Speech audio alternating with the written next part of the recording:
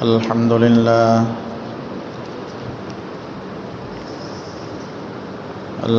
لله نحمده ونستعينه ونستغفره ونؤمن به ونتوكل عليه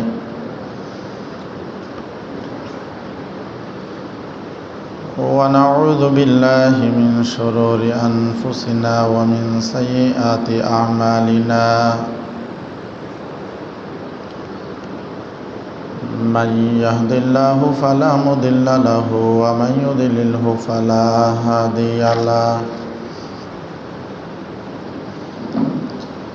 ونشهد أن لا إله إلا الله وحده لا شريك له ونشهد أن سيدنا وحبيبنا ومولانا محمدا عبده ورسوله صلى الله عليه وعلى آله وأصحابه وبارك وسلم تسليما كثيرا كثيرا أما بعد فأعوذ بالله من الشيطان الرجيم بسم الله الرحمن الرحيم يا أيها الذين آمنوا إنما الخمر والميسر والأنصاب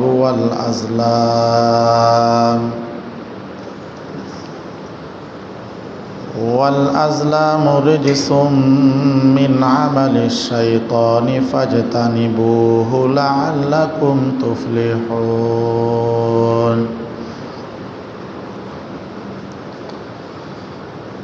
وقال رسول الله صلى الله عليه وسلم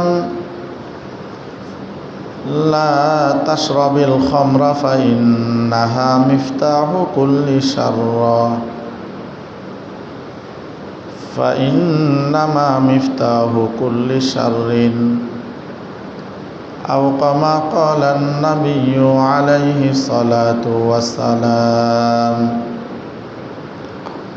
محمد الشهيد الشريف اللهم صل على محمد وعلى آل محمد كما صليت على إبراهيم وعلى آل إبراهيم إنك حميد مجيد اللهم بارك على محمد وعلى آل محمد كما باركت على إبراهيم وعلى آل إبراهيم إنك حميد مجيد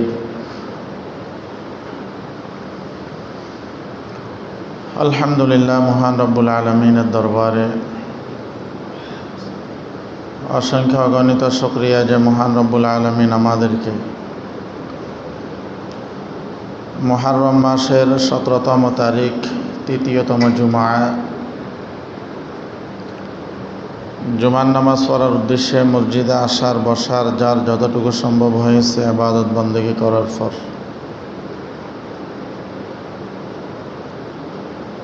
প্রতি জুমার নিয়ে সংক্ষিপ্ত সময়ে কিছু কথা বলার নিয়তে শোনার নিয়তে আল্লাহ রাব্বুল আলামিন একত্রিত হওয়ার তৌফিক দান করেছেন। এই জন্যে মহান রব্বুল আলামিনের দরবারে শুকরিয়া আদায় করি আলহামদুলিল্লাহ। লক্ষ কোটি দরুদ ও সালামের হাদিয়াত তাজদার মদিনা সৈয়দুল মুরসালিন ইমামুল আম্বিয়া খাতামুন নবিয়্যিন রহমাতুল্লিল আলামিন জনাব মুহাম্মদুর রাসূলুল্লাহ সাল্লাল্লাহু আলাইহি ওয়াসাল্লামের উপর।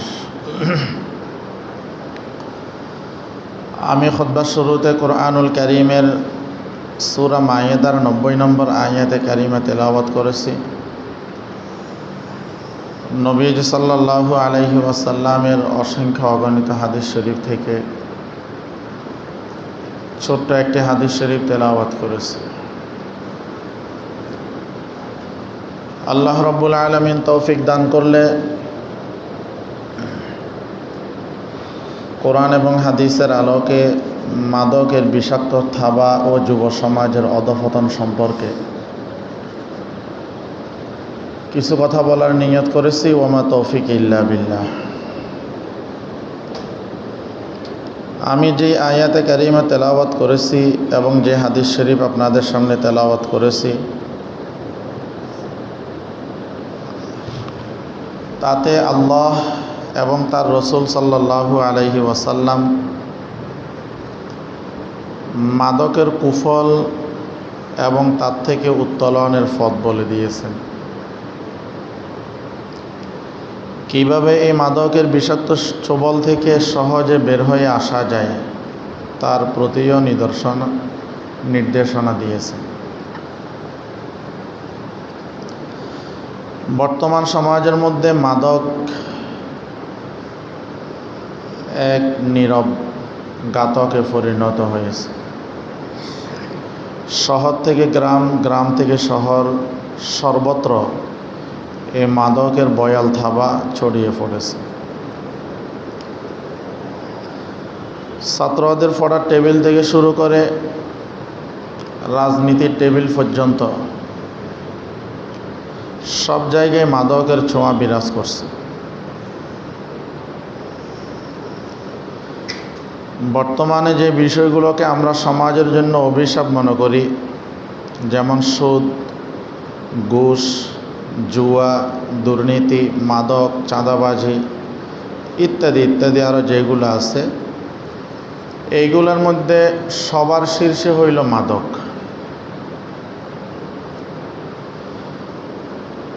এমনকি কোরআন ও হাদিসে যে সকল পাপের নিন্দা করা হয়েছে তার মধ্যে মাদক হইল সবার শীর্ষ স্থানে। এর কারণ হইল মাদক শুধু মানুষের ব্যক্তিগত জীবন নয়, বরং পারিবারিক জীবন, সামাজিক জীবন, রাষ্ট্রীয় জীবন সবই ধ্বংস করে ফেলে। বিশেষজ্ঞরা বলেছেন মাদক সেবনের কারণে সমাজে 3 ধরনের অবক্ষয় দেখা দেয়। একটা হইল মানবীয় অবক্ষয়, 2 নম্বর হইল পারিবারিক অবক্ষয়, আর 3 নম্বর হইল সামাজিক অবক্ষয়। মানবীয় অবক্ষয় বলতে মাদক সেবনের কারণে একজন মানুষ আর মানুষ থাকে না, সে মানুষরূপী একজন হায়েনা হয়ে যায়। বাহ্যিকভাবে তাকে মানুষ মনে হইলেও তার আচার আচরণে তাকে আসলে মানুষ বলা যায় না। মাদকের কারণে সে মাতাল হয়ে অমানুষ হয়ে যায়, যার কারণে অনেক সময় রাস্তার মধ্যে যে বিদ্যুতের খাম্বা আছে, এই খাম্বার সাথে কুস্তি ধরে। অনেক সময় কুকুর বিড়াল পাইলে কুকুর বিড়ালকে আদর করে, নিজে নিজে কথা বলে, নিজে নিজে হাসে, নিজে নিজে বিভিন্ন ধরনের অঙ্গি ভঙ্গি করে। এটা হইল তার ব্যক্তিগত মানবীয় অবক্ষয়।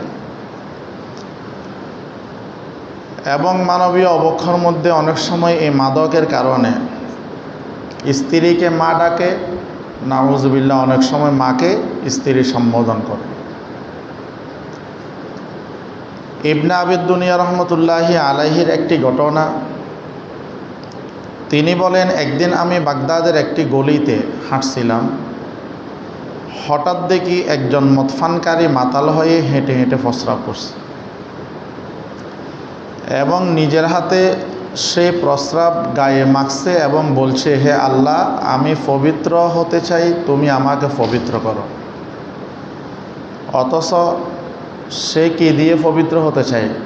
প্রস্রাব গায়ের মধ্যে মেখে কি হইতে চায়? পবিত্র হইতে চায়।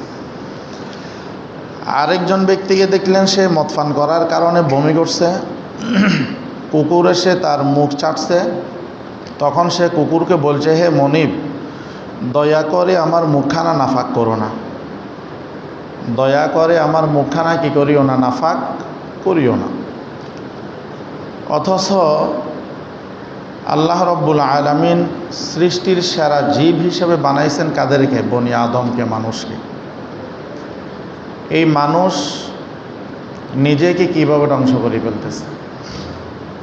পারিবারিক অবক্ষয় হলো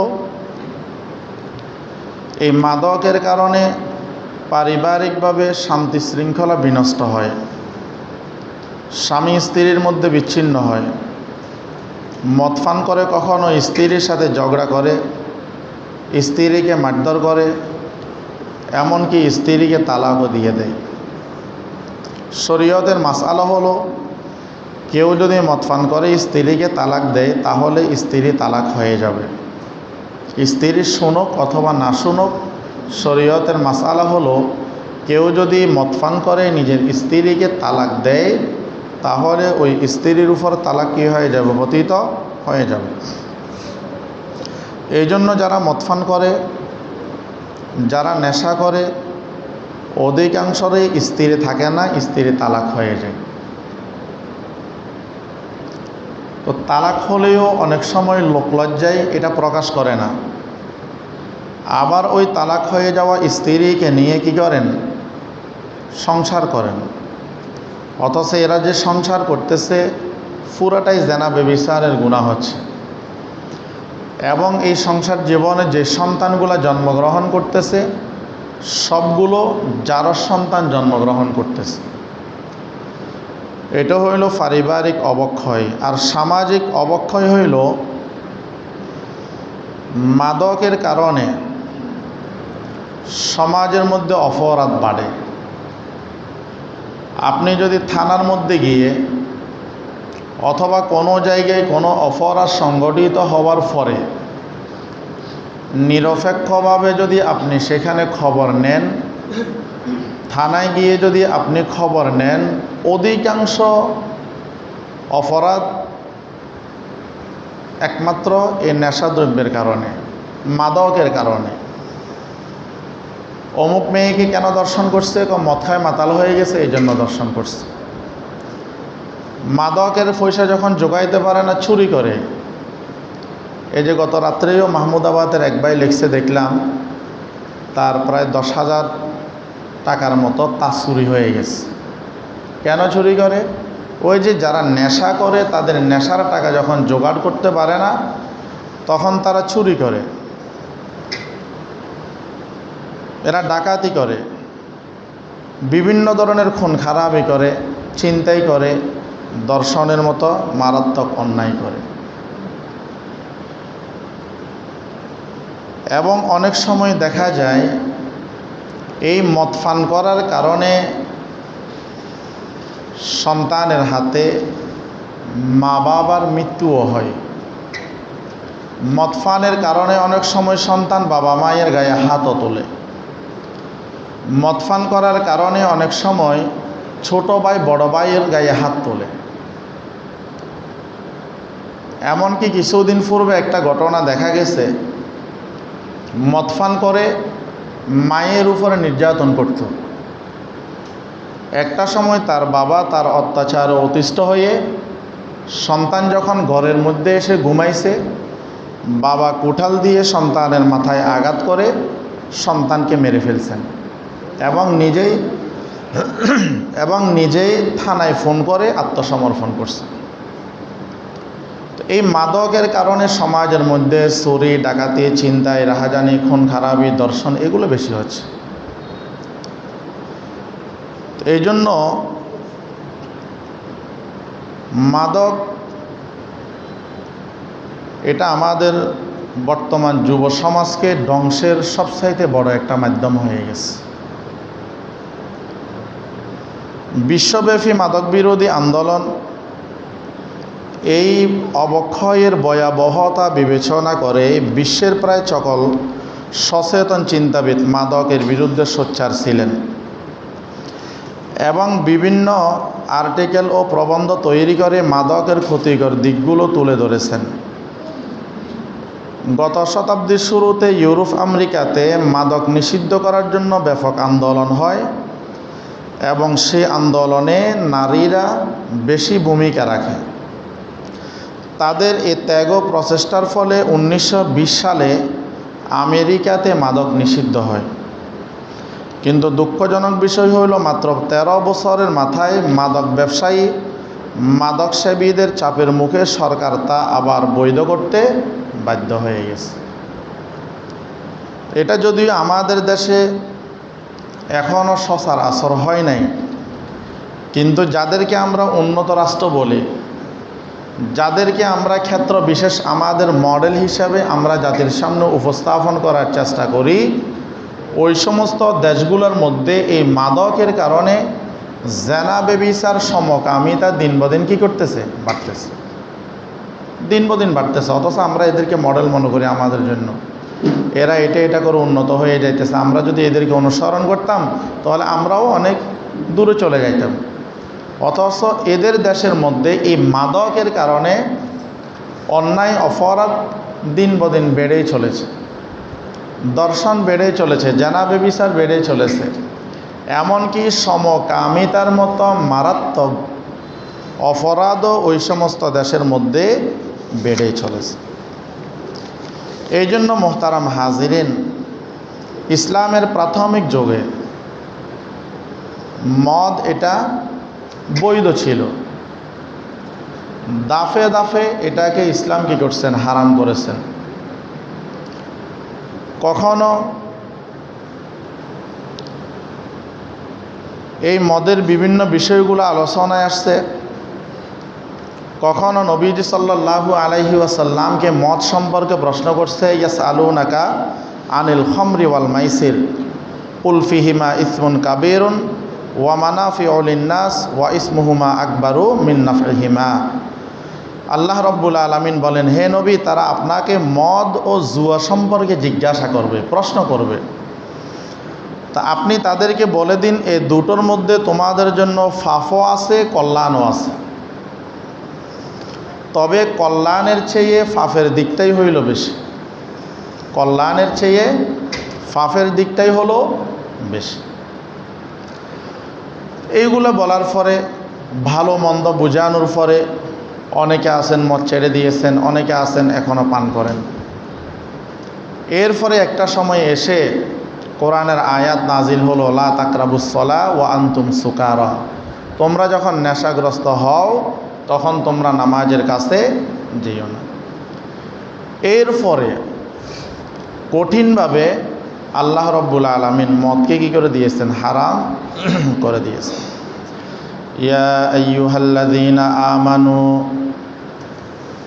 ইন্নামাল খামরু ওয়াল মাইসিরু ওয়াল আনসাব ওয়াল আজলাম রিজসুম মিন আমালিশ শাইতান ফাজতানিবুহু লাআল্লাকুম তুফলিহুন।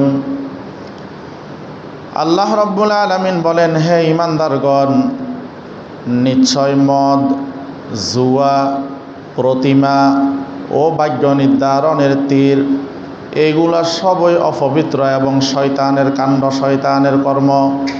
সুতরাং এইগুলা থেকে তোমরা বিরত থাকো যাতে তোমরা সফলতা অর্জন করতে পারো। এইগুলা থেকে তোমরা বিরত থাকো। এইগুলো হইল, সবগুলো হইল শয়তানের কাজ। সবগুলো হইল কার কাজ? শয়তানের কাজ। এইগুলা থেকে তোমরা বিরত থাকো যদি তোমরা কি হইতে চাও? সফল হইতে চাও। নবীজি সাল্লাল্লাহু আলাইহি ওয়াসাল্লাম বলেন, ক্বালা রাসূলুল্লাহ সাল্লাল্লাহু আলাইহি ওয়াসাল্লাম, ইন্না আলাল্লাহি আযজা ওয়া জাল আহদান লিমান ইয়াশরাবুল মুসকিরা আন ইয়াসকিয়াহু মিন তিনাতিল খাবাল। ক্বালু ইয়া রাসূলাল্লাহ ওয়া মা তিনাতুল খাবাল? ক্বালা উসারাতু আহলিন নার। নবীজি সাল্লাল্লাহু আলাইহি ওয়াসাল্লাম বলেন, যারা মদ পান করবে এদেরকে কিয়ামতের দিন জাহান্নামীদের ফুজগুলা এদেরকে পান করানো হবে। যারা মদ পান করবে, নবীজি সাল্লাল্লাহু আলাইহি ওয়াসাল্লাম বলেন যে আল্লাহ তাআলা ওয়াদা করেছেন, যে ব্যক্তি নেশা জাতীয় দ্রব্য পান করবে আল্লাহ তাআলা তাকে তিনাতুল খবাব পান করাবেন। তিনাতুল খবাল। সাহাবায়ে কেরাম বলেন, ইয়া রাসূল আল্লাহ, তিনাতুল খবাল এটা কি? তো নবীজি সাল্লাল্লাহু আলাইহি ওয়াসাল্লাম বলেন উসারাতু আহলিন নার, এই তিনাতুল খবাল এটি হইল জাহান্নামীদের ফুস।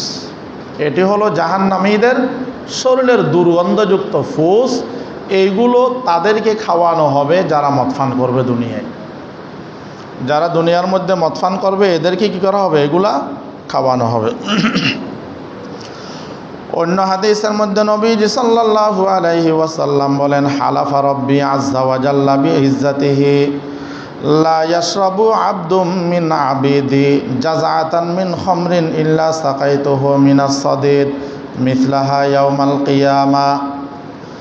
আল্লাহ রব্বুল আলামিন বলেন, আমার ইজ্জতের কসম, যেই ব্যক্তি এক ঢোক মদ পান করবে আমি তাকে কিয়ামতের দিন ওই পরিমাণ জাহান্নামীদের ফুস পান করাবো। নাউযুবিল্লাহ। যে দুনিয়ার মধ্যে এক ঢোক মদ পান করবে আল্লাহ রব্বুল আলামিন ওই ব্যক্তিকে ওই পরিমাণ জাহান্নামীদের ফুস পান করাবেন। ওই পরিমাণ জাহান্নামীদের ফুস কি করাবেন? পান করাবেন। এরপরে নবীজি সাল্লাল্লাহু আলাইহি ওয়াসাল্লাম মদপানকারীদেরকে আরও ধমক দিয়ে বলেন, ক্বালা রাসূলুল্লাহ সাল্লাল্লাহু আলাইহি ওয়াসাল্লাম মান শারিবাল খামরা লাম তুকবাল লাহু সালাতুন 40 সাবাহা ফাইন তাবা তাবাল্লাহু আলাইহি ফাইন আদা লাম ইয়াকবালিল্লাহু লাহু সালাত 40 সাবাহান ফাইন তাবা তাবাল্লাহু আলাইহি। নবীজি সাল্লাল্লাহু আলাইহি ওয়াসাল্লাম বলেন, যে ব্যক্তি একবার মদ পান করবে ওই ব্যক্তির 40 দিন পর্যন্ত নামাজ কবুল হবে না।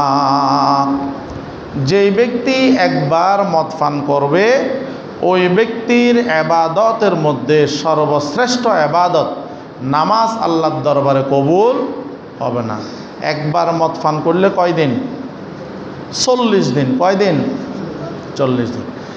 এরপরে নবীজি সাল্লাল্লাহু আলাইহি ওয়াসাল্লাম বলেন, কিন্তু সে যদি তওবা করে আল্লাহ রব্বুল আলামিন তার তওবা কবুল করবেন। আবার যদি মদ পান করে আবারও 40 দিন পর্যন্ত তার নামাজ কবুল হবে না। আবারও যদি ওই ব্যক্তি তওবা করে আল্লাহ রব্বুল আলামিন তওবা কবুল করবেন। তৃতীয়বারও যদি মদ পান করে ওই ব্যক্তির 40 দিন পর্যন্ত নামাজ কবুল হবে না। ওই ব্যক্তি যদি আল্লাহ রব্বুল আলামিনের দরবারে তওবা করে আল্লাহ রব্বুল আলামিন ওই ব্যক্তির তওবা কবুল করবেন। চতুর্থবার ওই ব্যক্তি যদি মদ পান করে নবীজি সাল্লাল্লাহু আলাইহি ওয়াসাল্লাম বলেন, ওই ব্যক্তির 40 দিনের নামাজ আল্লাহ রব্বুল আলামিন কবুল করবেন না। কিন্তু এইবার যদি ওই ব্যক্তি আল্লাহর দরবারে তওবা করে ওই ব্যক্তির তওবাও আল্লাহ রব্বুল আলামিন কবুল করবেন না। প্রথমবার মদ পান করছে, তওবা করছে, কবুল করবেন। তৃতীয়বার তওবা করছে, কবুল করবেন। চতুর্থবার ওই ব্যক্তির তওবা আল্লাহ রব্বুল আলামিন কবুল করবেন না। এবং কিয়ামতের দিন আল্লাহ রব্বুল আলামিন ওই ব্যক্তিকে তিনাতুল খাবাল পান করানো হবে। সাহাবায়ে কেরাম বলেন, ইয়া রাসূলুল্লাহ, ইয়া হাবিবাল্লাহ, তিনাতুল খাবাল এটি কি? নবীজি সাল্লাল্লাহু আলাইহি ওয়াসাল্লাম বলেন, এটি হইল জাহান্নামীদের শরীরের দুর্গন্ধময় ফুস। এটি হলো জাহান্নামীদের শরীরের দুর্গন্ধময় ফুস। অন্য হাদিসের মধ্যে নবীজি সাল্লাল্লাহু আলাইহি ওয়াসাল্লাম বলেন, লা তুসাল্লিমু আলা মান শারিবাল খামর ওয়ালা তাউদুহুম ইযা মারিদু ওয়ালা তুসাল্লু আলাইহিম ইযা মাতু। আমার আপনার নবী মুহাম্মদুর রাসূলুল্লাহ সাল্লাল্লাহু আলাইহি ওয়াসাল্লাম বলেন, ও দুনিয়ার উম্মতের নরনারীরা, তোমরা ভালো করে শুনো, ভালো করে শুনো। যে সমস্ত লোকগুলো মদ পান করে তোমরা এদেরকে সালাম দিও না। এরা অসুস্থ হইলে এদেরকে দেখতে যেও না। এরা যদি মৃত্যুবরণ করে এদের জানাজায় তোমরা শরীক হইও না। কত মারাত্মক কথা! যারা মদ পান করে এদেরকে তোমরা কি করিও না? সালাম দিও না। যারা মদ পান করে এরা অসুস্থ হইলে এদেরকে তোমরা দেখতে যেও না। যারা মদ পান করে মৃত্যুবরণ করে নবীজি সাল্লাল্লাহু আলাইহি ওয়াসাল্লাম বলেন এদের জানাজায়ও তোমরা শরীক হইও না। অথচ আমাদের সমাজের মধ্যে এগুলার সয়লাভ খাইতেছে, ফান করতেছে, দুনিয়ার অপরাধ যেগুলো আছে সেগুলোর সাথে জড়িয়ে যাইতেছে, অন্যের উপর জুলুম করতেছে, নিজের স্ত্রীর উপর জুলুম করতেছে, পরিবারকে নিঃস্ব করে দিতেছে, তার কারণে পরিবার সমাজে মুখ দেখাইতে পারে না। অন্য হাদিসের মধ্যে নবীজি সাল্লাল্লাহু আলাইহি ওয়াসাল্লাম বলেন, লা আন আশরাবা কদাহান মিন নারি আহাব্বু ইলাইয়া মিন আন আশরাবা কদাহান মিন খাম। অন্য হাদিসের মধ্যে বলেন, আমার নিকট এক পেয়ালা মদ পান করার চেয়ে, কাবে আহবাব রাদিয়াল্লাহু তাআলা আনহু বলেন, আমার নিকট এক ফেলা মদ পান করার চেয়ে এক ফেলা আগুন পান করা অনেক ভালো। কাবে আহবার রাদিয়াল্লাহু তাআলা আনহু বলেন যে আমার কাছে এক ফেলা মদ পান করার চেয়ে এক ফেলা আগুন পান করাটা অনেক ভালো। এক ফেলা আগুন পান করাটা কি অনেক ভালো। এবং যারা মদ পান করে, হাদিসের মধ্যে আসছে কিয়ামতের দিন ওই সমস্ত মানুষগুলো যারা দুনিয়ার মধ্যে মদ পান করে, মাতলামি করে, তো এরা হাসরের ময়দানে মাতাল হয়ে উঠবে। হাসরের ময়দানে মাতাল হয়ে উঠবে। মান মাতা ওয়াহুয়া মুদমিনু খামরিন ইউবাসু ইয়াউমাল কিয়ামাতি ওয়াহুয়া সুকরান। যে ব্যক্তি মদ পানে অভ্যস্ত অবস্থায় মারা যাবে, কিয়ামতের দিন তাকে মাতাল অবস্থায় উঠানো হবে। অর্থাৎ সেই দিন সবাই থাকবে স্ব জ্ঞানে, কিন্তু যে মদ পান দুনিয়ার মধ্যে করবে ওই ব্যক্তি ওইখানের মধ্যে মাতাল অবস্থায় থাকবে। এরা ওই সময় মাতাল অবস্থায় থাকবে। এরপরে মুসনাদে আহমদ ইবনে হাম্বলের মধ্যে আসছে, তিন ব্যক্তির জন্য আল্লাহ রব্বুল আলামিন জান্নাতকে হারাম করে দিয়েছেন। কয় ব্যক্তি? তিন ব্যক্তি। এই তিন ব্যক্তির জন্য আল্লাহ রব্বুল আলামিন জান্নাতকে কী করছেন? হারাম করে দিয়েছেন। সালাসাতুন ক্বাদ হারামাল্লাহু আলাইহিমুল জান্নাহ মুদমিনুল খামর ওয়াল আক ওয়াদ দায়্যুস আল্লাযী ইউকিররু ফি আহলিহিল খাবাস। হাদিসের মধ্যে আসছে তিন ব্যক্তির জন্য আল্লাহ রব্বুল আলামিন জান্নাতকে হারাম করে দিয়েছেন। এই তিন শ্রেণীর মানুষের মধ্যে হইল, এক শ্রেণীর মানুষ হইল যারা মদ পান করে, দ্বিতীয় শ্রেণীর মানুষ হইল যারা মা বাবার অবাধ্য চলে, মা বাবার নাফরমানি করে, আর তৃতীয় শ্রেণীর লোক হইল দায়ুস, যে তার পরিবারের অশ্লীলতাকে সমর্থন করে। তৃতীয় নম্বর হইল দায়ুস। এক নম্বর হইল যারা মদ পান করে, এদের জন্য আল্লাহ রব্বুল আলামিন জান্নাত কি করে দিয়েছেন? হারাম করে দিয়েছেন। যারা মা বাবার নাফরমানি করে, এদের জন্য আল্লাহ রব্বুল আলামিন জান্নাত হারাম করে দিয়েছেন। আর তৃতীয় শ্রেণীর লোক হইল দয়ুস, যাদেরকে আমরা দয়ুস বলি, এবং যারা নিজের পরিবারের লোকদের অশ্লীলতাকে সমর্থন করে। নিজের পরিবারের লোকদের অশ্লীলতাকে সমর্থন করে। অনেক সময় দেখা যায় মা কত সুন্দর করে বোরকা পরছে, একবার হাত মোজা, ফা মোজা, চোখের মধ্যে কালো চশমা, কিন্তু মা তার মেয়েকে নিয়ে যাইতেছে, মাথার চুলগুলো এলোমেলো, সাজের কোনো অভাব নাই। যে পোশাকটা গায়ে দিয়েছেন ওই পোশাকের কারণে তার প্রতি আকর্ষণের কোনো অভাব নাই। তো তার মানে ওই মহিলা মা তার সন্তানকে অশ্লীলতায় কী করলো? সমর্থন জানাইল। বাবাও দেখে যদি চুপ থাকে, বাবাও মেয়ের এই কাজের প্রতি কী করলেন? সমর্থন জানাইলেন। তো নবীজি সাল্লাল্লাহু আলাইহি ওয়াসাল্লাম বলেন, তিন নম্বর হইল দয়ুস, যে তার পরিবারের অশ্লীলতাকে সমর্থন করে। এই ব্যক্তির জন্য আল্লাহ রব্বুল আলামিন জান্নাত হারাম করে রেখেছেন। এই ব্যক্তির জন্য আল্লাহ রব্বুল আলামিন কী করছেন? জান্নাত হারাম করে রেখেছেন। এরপরে হাদিসের মধ্যে নবীজি সাল্লাল্লাহু আলাইহি ওয়াসাল্লাম মদ পানকে সকল পাপের মূল বলেছেন। মদ পান করাকে সকল পাপের মূল বলেছেন। ক্বালা রাসূলুল্লাহি সাল্লাল্লাহু আলাইহি ওয়াসাল্লাম লা তাশরাবিল খামরা ফা ইন্নাহা মিফতাহু কুল্লি শাররিন। নবীজি সাল্লাল্লাহু আলাইহি ওয়াসাল্লাম বলেন, তোমরা মদ পান করো না, কারণ এটি হইল সকল অপকর্মের মূল। এটি হইল সকল অপকর্মের মূল। হাদিসের মধ্যে আসছে, একবার আমিরুল মুমিনিন হযরত ওসমান গনি রাদিয়াল্লাহু তাআলা আনহু খুতবা দিতে দাঁড়ালেন এবং বললেন, হে লোক সকল, তোমরা মদপান থেকে বিরত থাকো। মদপান করা থেকে তোমরা কি থাকো? বিরত থাকো। কেননা মদপান এটা হইল যাবতীয় অনিষ্টের মূল, যাবতীয় অপরাধের কি মূল। এরপরে একটা বনি ইসরাইলের এক যুবকের একটা ঘটনা বললেন। বনি ইসরাইলের একজন যুবক 5 ওয়াক্ত নামাজ পড়ে, মাগরিবের নামাজের পরে আউয়াবিনের নামাজ পড়ে, সকালে এশরাকের নামাজ পড়ে, চাশতের নামাজ পড়ে, তাহাজ্জুদের নামাজ পড়ে, কোরআন তেলাওয়াত করে। ওই বনি ইসরাইলের যুবকের ইবাদত বন্দেগীর মধ্যে কোনো কমতি নাই। কিন্তু একটা সময় এসে একজন দুধ চরিত্রা মহিলা ওই যুবকের উপর নজর পড়ল। তখন ওই দুধ চরিত্রা মহিলা তার দাসীর মাধ্যমে ওই যুবককে তার বাড়িতে ডেকে নিয়ে আসলেন। বাড়িতে ডেকে নিয়ে আসার পর কোনো একটা অজুহাত দিয়ে কী করলেন? বাড়িতে ডেকে নিয়ে আসলেন। বাড়িতে নিয়ে আসার পর সমস্ত দরজাগুলো বন্ধ করে দিলেন, বাহির দিয়ে তালা লাগাই দিলেন। এখন ওই মহিলা বলেন, তোমার সামনে 3টা কাজ।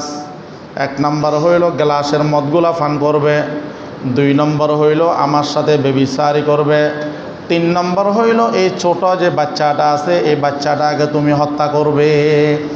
এই 3টা কাজের মধ্যে যে কোনো একটা কাজ করলে তোমাকে এইখান থেকে মুক্তি দিয়ে দেওয়া হবে, নয়তো আমি চিল্লাইয়া তোমাকে সমাজের মধ্যে লাঞ্ছিত আর অপমানিত করে ফেলব। তার সামনে রাখা হইল কয়টা জিনিস? 3টা জিনিস। একটা হইল মদ, একটা হইল ওই মহিলা, আর একটা হইল শিশু বাচ্চাকে হত্যা করা।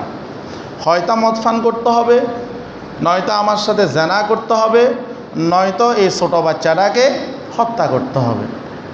এখন বলেন, এই 3টা অফার যদি আপনার সামনে থাকে এবং আপনার মধ্যে যদি আল্লাহর ভয় থাকে, ওই 3টা অপরাধ থেকে বাঁচার জন্য আপনার করণীয় কি?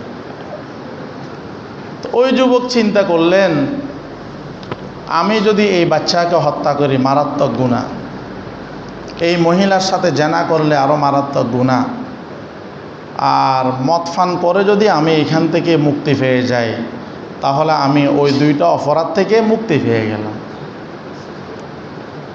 তো কিতাবের মধ্যে আসছে, ওই যুবক তখন মদের ফেলাটা হাতে নিলেন। মদের ফেলাটা হাতে নিয়ে মদ পান করলেন। মদ পান করার কারণে মাতাল হয়ে গেল। এখন সে আর মানুষ নাই, সুরতে মানুষ হইল, তার আচার আচরণ হায়েনার মতো হয়ে গেল। একটা সময় এসে ওই যুবক ওই মহিলার সাথে জেনায় লিপ্ত হলো। জেনায় লিপ্ত হওয়ার পরে এরপরে ওই যুবক ওই ছোট বাচ্চাটাকেও হত্যা করে ফেলল। কিসের কারণে? মদ পানের কারণে। কিসের কারণে? মদ পানের কারণে।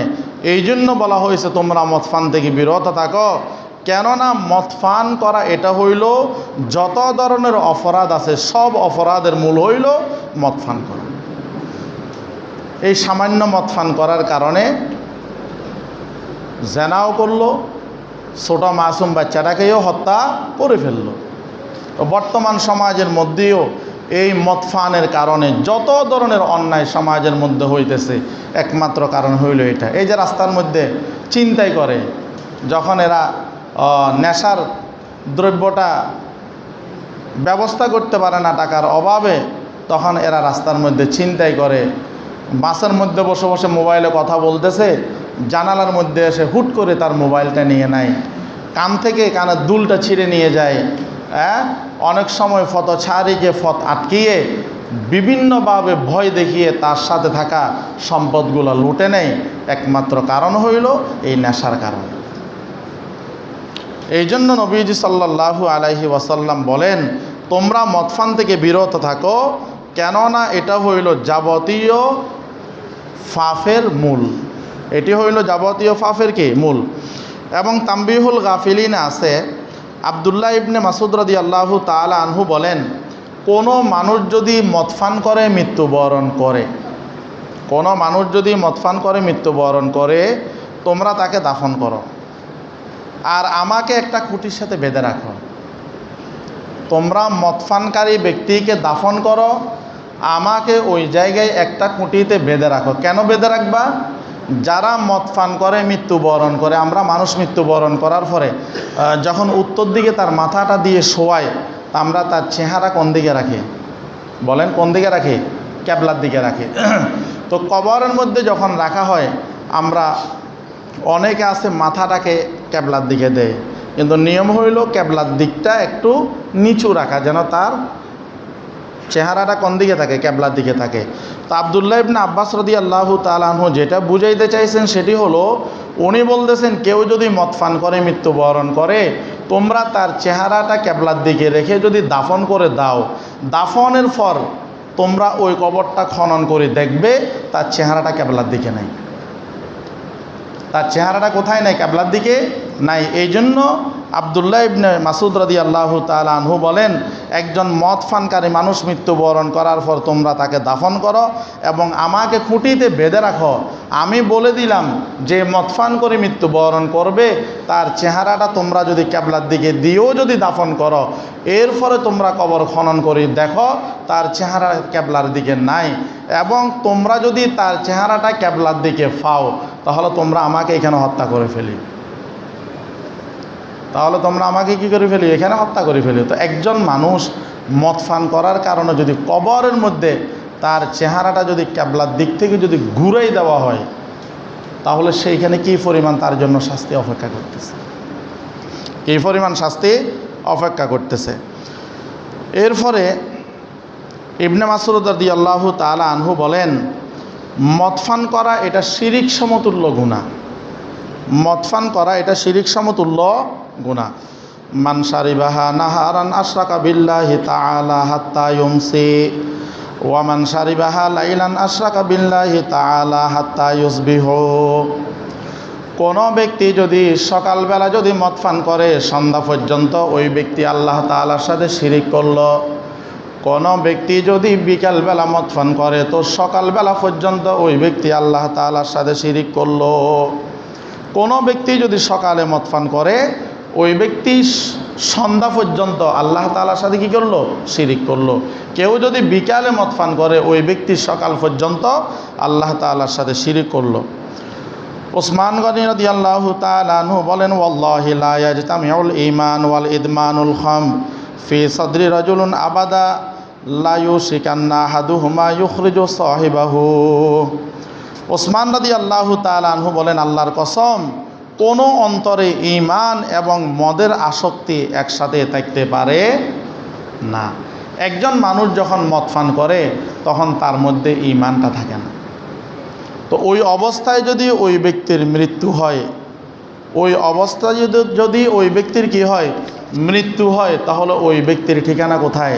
সোজা জাহান্নাম, সোজা জাহান্নাম। এরপরে মদের সাথে সম্পৃক্ত 10 ব্যক্তির উপর আল্লাহ পাকের লানত। ক্বালা রাসূলুল্লাহ সাল্লাল্লাহু আলাইহি ওয়াসাল্লাম, লা'নাল্লাহুল খামরা ওয়া শারিবাহা ওয়া সাকিয়াহা ওয়া বা'iয়াহা ওয়া মুবতাআহা ওয়া আসিরাহা ওয়া মুতাসিরাহা ওয়া হামিলাহা ওয়াল মাহমুলাতা ইলাইহি ওয়া আকিলি সামানিহা। নবীজি সাল্লাল্লাহু আলাইহি ওয়াসাল্লাম বলেন, মদের সাথে সম্পৃক্ত 10 বিষয়ের উপর আল্লাহ পাকের লানত। 1 নম্বর, মাদক দ্রব্যের উপর আল্লাহ পাকের লানত। 2 নম্বর, মদপানকারীর উপর আল্লাহ পাকের লানত। 3 নম্বর, যে মদ সরবরাহ করে ওই ব্যক্তির উপর আল্লাহ পাকের লানত। 4 নম্বর, যে মদ বিক্রি করে ওই ব্যক্তির উপর আল্লাহ পাকের লানত। 5 নম্বর, যে মদ কিনে ওই ব্যক্তির উপর আল্লাহ পাকের লানত। 6 নম্বর, যে মদ প্রস্তুত করে ওই ব্যক্তির উপর আল্লাহ পাকের লানত। 7 নম্বর, যে মদ প্রস্তুত করতে সাহায্য করে ওই ব্যক্তির উপর আল্লাহ পাকের লানত। 8 নম্বর হইল যে মদ বহন করে তার উপর আল্লাহ পাকের লানত। 9 নম্বর হইল যার জন্য বহন করা হয় তার উপর আল্লাহ পাকের লানত। আর 10 নম্বর হইল মদের উপার্জন যে খায় তার উপরে আল্লাহ পাকের লানত। আমাদের সমাজের মধ্যে অনেকে তো আছে তাদের পেট চালায়, পরিবার চালায় মদের টাকা দিয়ে, তো নিজেও আল্লাহ পাকের লানতের মধ্যে আছে এবং তার এই মদ পানের উপার্জন যারা খাইতেছে, ব্যবহার করতেছে, এরাও আল্লাহ পাকের লানতের মধ্য দিয়ে জীবন যাপন করতেছে। এরপরে মদ বলতে আমরা কি বুঝি? অনেকে আমরা মদ বলতে লিকুইড বা তরল জাতীয় যেটি আছে এটিকে আমরা মদ বলি, কিন্তু না, বরং সব ধরনের নেশা জাতীয় দ্রব্যই হইল মদ। যেমন আফিম, গাঁজা, হিরোইন, ফেন্সিডিল, ট্যাবলেট, বাবা ইত্যাদি যা আছে এই সবগুলোর দ্বারাই কি করা হয়? নেশা করা হয়। আর জগতে যত নেশা জাতীয় দ্রব্য আসে সবগুলো হইল হারাম। নবীজি সাল্লাল্লাহু আলাইহি ওয়াসাল্লাম বলেছেন, কুল্লু মুস্কিরিন খমরুন ওয়া কুল্লু খমরিন হারাম। প্রত্যেক নেশাজাত দ্রব্যই মদ এবং প্রত্যেক মদই হইল কি? হারাম। অতএব সম্মানিত হাজিরিন, এই মদ এটা শুধু ব্যক্তিকে কি করেন না, শেষ করেন না, বরং একটা পরিবার, একটা সমাজ, একটা রাষ্ট্রকে ধ্বংস করে দিতে পারে। এই জন্য এই ধরনের অপরাধ যদি আমাদের সমাজে থাকে, আমাদের মধ্যে থাকে, তো চিন্তা করেন যে বিষয়গুলো বললাম, যে শাস্তির কথাগুলো বললাম, যদি এমনটাই যদি আমাদের সাথে যদি থাকে, তা আমাদের মৃত্যুর পরে আমাদের অবস্থা কী হবে? এই জন্য এইগুলো থেকে আমরা বিরত থাকব এবং নিজের সন্তান সন্ততি যারা আছে আমরা এদেরকেও এই ধরনের জিনিসগুলো থেকে বিরত রাখব। এই ধরনের জিনিসগুলো থেকে আমরা আমাদের সন্তানদেরকেও কী করব? বিরত রাখবো। আমার ছেলেটা কাদের সাথে যাইতেছে, কোথায় যেতেছে, কোথায় আড্ডা দিতেছে, আমার মেয়েটা কোথায় যেতেছে, কী করতেছে না করতেছে, এগুলো আমাদের খবর রাখা একজন অভিভাবক হিসেবে অভিভাবকের দায়িত্ব। এখন শুধু মদ, নেশা এটা শুধু ছেলেরা করে না, অনেক মেয়েরাও করে। কিছু কিছু ভিডিও যেগুলো আসে আপনি দেখলে আশ্চর্য হয়ে যাবেন, আশ্চর্য হয়ে যাবেন। এই জন্য এই সবগুলো হইল ইসলামে হারাম। এই হারাম থেকে আমাদেরকে বেঁচে থাকতে হবে। আমরা যদি আমাদের ব্যক্তি জীবন যদি বাঁচাইতে চাই, সামাজিক জীবন, পারিবারিক জীবন যদি শান্তি চাই, তো এই হারাম বস্তু মদ নামক যত নেশাদ্রব্য আছে সবগুলো থেকে আমাদেরকে বিরত থাকতে হবে। আল্লাহ তাআলা আমাদের সবাইকে বুঝার জন্য, আমল করার জন্য তৌফিক দান করুক। সর্বশেষ যে আরেকটা হাদিস আছে, নবীজি সাল্লাল্লাহু আলাইহি সাল্লাম বলছেন, মেসওয়াকের 70টির অধিক ফজিলত আছে। মেসওয়াকের 70-এর অধিক কি আছে? ফজিলত আছে। তন্মধ্য হতে একেবারে 70 নম্বর যে ফজিলত, সেটি হলো মৃত্যুর সময় কালিমা নসিব হবে। যারা নিয়মিত মেসওয়াক করবে এদের 70টা ফজিলত আছে। এই 70টা ফজিলতের একেবারে সর্বশেষ যে ফজিলত সেটি হইল মৃত্যুর সময় কি নসিব হবে? বলেন, মৃত্যুর সময় কালিমা নসিব হবে। আর যারা মদ পান করে, মদ পানেরও 70টা ক্ষতি আছে। মদ পানেও 70-এর অধিক কি আছে? ক্ষতি আছে। একেবারে সবচাইতে ছোট যে ক্ষতি সেটি হলো মৃত্যুর সময় ওই ব্যক্তির মুখ দিয়ে কালিমা নসিব হবে না, নাউজুবিল্লাহ। এই জন্য আমরা চাই আমাদের মুখ দিয়ে কালিমা নসিব হোক। তো কালিমা নসিব হোক এটা যদি আমরা চাই, এই হারাম থেকে আমাদেরকে বেঁচে থাকতে হবে। আল্লাহ তাআলা আমাদের সবাইকে তৌফিক দান করুক, আমিন। আমরা যারা কবলা জুমা পড়ি নাই, সারিয়াত কবলা জুমা পড়ি না।